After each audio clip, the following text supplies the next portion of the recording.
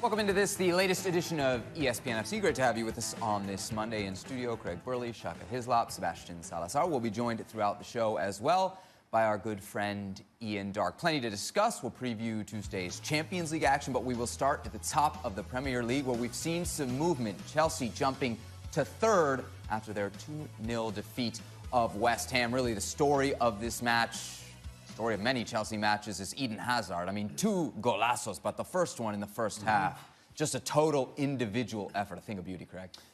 At times in this game, he looked unplayable. He really looked, not that he hasn't been on top of his game all the time, but he just looked as if there was another spark tonight. He looked as if he just, the positions he took up, he wanted to be on the ball all the time. When he was on the ball, he made something happen, whether it was a simple little knock-off to one of the teammates or a 1-2, culminating in the 2 goals, particularly the first one. It was a terrific performance from a guy who we already know is a great player, but he really is. And this is kind of worrying a bit for Chelsea, and we'll get to that in a bit later on the show, is that he has really taken this team on his shoulders. Yeah, it doesn't seem, Shaka, like there's much else outside of Eden Hazard. No, and that's the trouble. And as much as we've kind of spoken about Chelsea and their own deficiencies, and over recent weeks has been whether to play Hudson-Odoi or not, when Chelsea still are as Eden Hazard decides to be, it seems. And when he's in this kind of mood today, and you kind of feel for West Ham, he's just unplayable. And there's nothing that I don't think West Ham could have done, or almost anybody else in the Premier League could do up against Eden Hazard when he's this kind of form. Let's get Ian's perspective here. Maybe we're being prisoners of the moment, but Ian, is it fair to say he's the best player in the Premier League? Well, there's an argument for saying that for sure. There aren't too many better. I mean, he's a tiger you can't tame when he's in the kind of mood he was in tonight. That was just sizzling, even by his sky-high standards, and West Ham couldn't lay a glove on him. It was a terrific performance, and I think he will have been aware that the Real Madrid scouts were watching in the stands, so there might have been some other agenda there, but I think if he is leaving Chelsea, he wants to leave them in a position where they'll be playing in the Champions League next season. Craig, what do you do here? I mean, you've got this transfer ban. You only have one Eden Hazard. Do they take the hit, the financial hit that would be letting him play through the end of his contract? Letting him play for another 15 months or so at the club. The big problem is, I wouldn't go along with this as the best player in the Premier League. I have to be honest, because I think that's... Who's better? A little disrespectful. There's some wonderful players at Manchester City and Liverpool and Man United to an extent. You think about the decade-long service and performances of the David Silvas of this world. Yeah, but we're talking about right now. Right now, who's better? I tell you at the moment, you know, many would say Raheem Sterling's up there as well. You know, so it's not always apples and apples. It's sometimes apples and oranges with players. Wonderful player, but there are others in the Premier League that have been sublime. The big problem, to go back to the point, the big problem is for Chelsea, and Shaq touched on it, they're very reliant. If they sell him and this transfer ban upholds, it doesn't matter if they're in the Champions League or not, they're up the creek without a paddle. Because the supporting cast at these other clubs that I mentioned, in Manchester City, Liverpool, the supporting cast for the top players, Fernandinho was out at Man City. Not ideal, but they coped. If Liverpool have a player out, generally, maybe unless it's Van Dijk, they can cope. Chelsea are very reliant on this player. And so, do I think it makes good sense to withhold, I don't know, what will they get? 100 million? Well, will they get 100 million when he's only got a year left? With a year left. With a year left? Let's say 60. Look, I mean, it's not your money. To get a point, if they sell him and the ban upholds, they've got big problems. Yeah. Big problems. I think Chelsea's option here is to do as Real Madrid did and appeal this all the way up to the Court of Arbitration for Sport.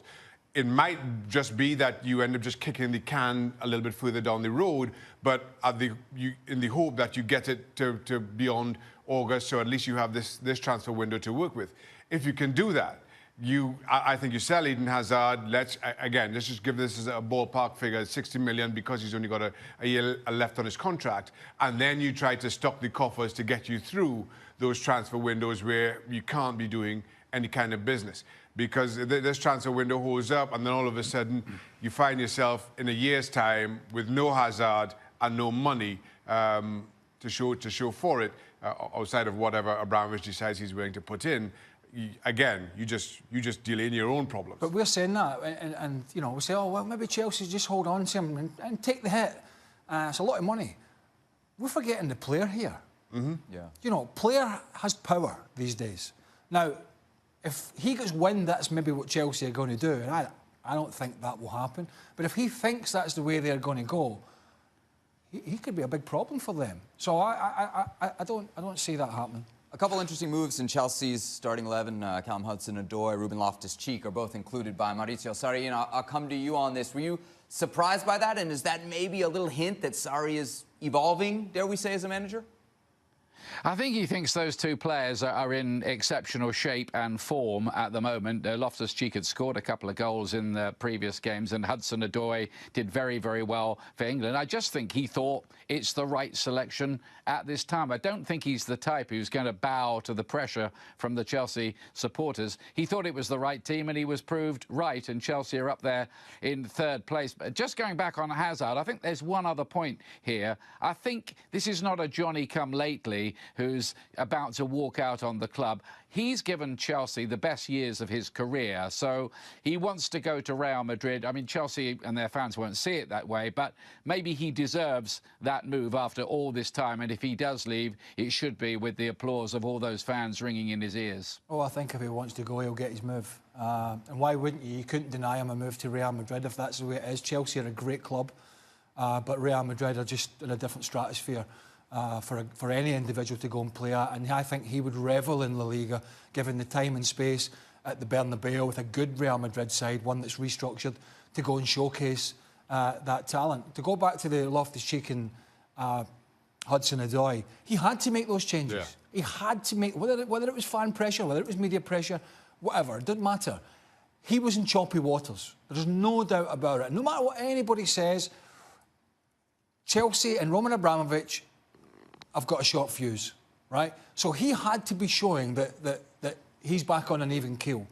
And I'm afraid the old cut and paste midfield that he was throwing out there of Jorginho, Kovacic or Barkley and Kante just wasn't working. It needed a big, stronger, more dynamic, attacking, bit of everything in his game midfielder like Loftus-Cheek. And Hudson-Odoi needed game time. He proved himself in the Europa League, and by the way, he proved himself in a very short spell with his England call-up. And so I think it was only wise. I mean, if I picked up in that Chelsea team today and I saw he'd gone back to basics with the team from 3 or 4 months ago, I'd have been shocked. And that's the thing. When you see those players playing the Europa League, Chelsea were playing 2 months ago, Chelsea's best football was saved for Thursday night, when he had the likes of Hudson-Odoi, etc., on the park. Yet still, he kept going back to the cut and paste midfield, as Craig describes it. And you just couldn't understand what was going into Sarri's thinking, or his reluctance to have those players included in the league. This is while they're staying in the top 4 was continuing to shrink. Now they've found they're back in the top 4 now, but at times in the outside looking in, and you just wondered if it was almost in spite of what they were doing, and as if to prove to everybody that I'm the boss, I know what I'm doing, this is my midfield, and this will get us to the what appears to be the holy land of the top 4, which is just a ridiculous approach given the evidence that was on show. Just one more thing on Chelsea. You know, we've seen this Sarri side early in this season have an unbelievable amount of passing stats. And all these people not all these people, I'm being very generic here, lots of people who maybe don't know a bit better would roll them out and say, look, great. It's working. Yeah, this is fantastic. No, it wasn't. What we saw in the first half in particular was passing with a purpose, rather than just passing for passing's sake. And that first half, they passed with a purpose. And what I meant by that, they had the end product at the end of it. Not all the time, but it was forward, it was quicker, it wasn't always sideways. And Chelsea, and particularly Eden Hazard, benefited from that. Exactly. The inclusion of Hudson-Odoi gives Chelsea another option out on the other wing. And now all of a sudden, as a defence, you've got two players to think about, which allows Eden Hazard just that little bit extra room that maybe he wouldn't have had without Hudson-Odoi. Real quick, I mean, Higuain today, if we talk about how much they depend on Hazard, this guy's not coming through. Not at the moment. And Sarri, although he knows him well and was successful with him at Napoli, has already shown he's prepared to leave him out, as he did the previous game for Giroud. So he got another opportunity. didn't take a big chance that came his way in the first half when I thought he should have headed defended. It was well defended. Well, it wasn't the end, but I thought he should have headed it, and he was a bit reluctant, took it in his chest, and it was well defended. But he's more... At Napoli, I think that would have been in the back of the net, or Juventus, or even Milan, and it's just not quite happening for him at the moment.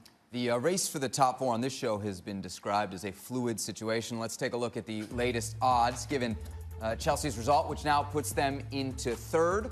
No surprise, they're then the favourites of these 4 to claim one of those top 4 spots in the corresponding Champions League. Here's the... You know, somebody tweeted Dan Thomas and said, I don't get these odds. They make no sense outside of the US. What's it about? What the hell does that mean? An odd's an odd, isn't it? No matter what country you're in. Yes, I agree. Here's a look at the run-in for all these clubs. Let's start with Ian here, and specifically Chelsea. Did you see enough today to convince you that they are now the favourites, as the bookmakers say, to end up in the top 4? I don't know. I think I'd go for Tottenham, really, to finish as favourites to be in the top 4, because they've got 4 home games left to play, and I think there were signs last week that they're probably getting their mojo back at Crystal Palace, and now they're in their new home as well. So I'd like their chances. I'd worry a little bit about Arsenal, who can't seem to play. They seem to, once they get on the team bus, they're suffering travel sickness, and they've got 4 away games still to play. So I'd worry a little bit about Arsenal, who are really hit and miss. Great at home, away, forget it. Manchester United, saw them recently against Watford. They were terrible. They were really terrible. And I'd worry if I was a United fan that they've just gone off the boil a little bit. So it's interesting, but who knows? I mean, they're so erratic, aren't they? The 4 teams. You think one minute that 2 of them are going to make it for sure, and then 2 weeks later, it looks a little bit different. But at the moment, I think the 2 who will finish in the top 4 alongside Liverpool and Manchester City, of course, would be Tottenham Hotspur and Chelsea. Erratic's a good way to put it. 4 teams, 2 spots out on April 8th. What do you? I wouldn't disagree. I picked Arsenal the other day, but they're 19 points on their travels is not. That's 14 behind Tottenham. So they're way off the pace, as Ian said, away from home. I think Tottenham will make it, and then it's one of the others. And at the moment, I'm switching back. I'm going to have to switch back to Chelsea because of Arsenal's away form. I'm going to stick with Spurs and Arsenal. I just feel, despite Arsenal showing today against despite Chelsea showing against West Ham, I just feel they find a way to shoot themselves in the foot. Whatever Sarri or whoever spoke to Hazard before the game, just keep saying that same thing. That's your best shot.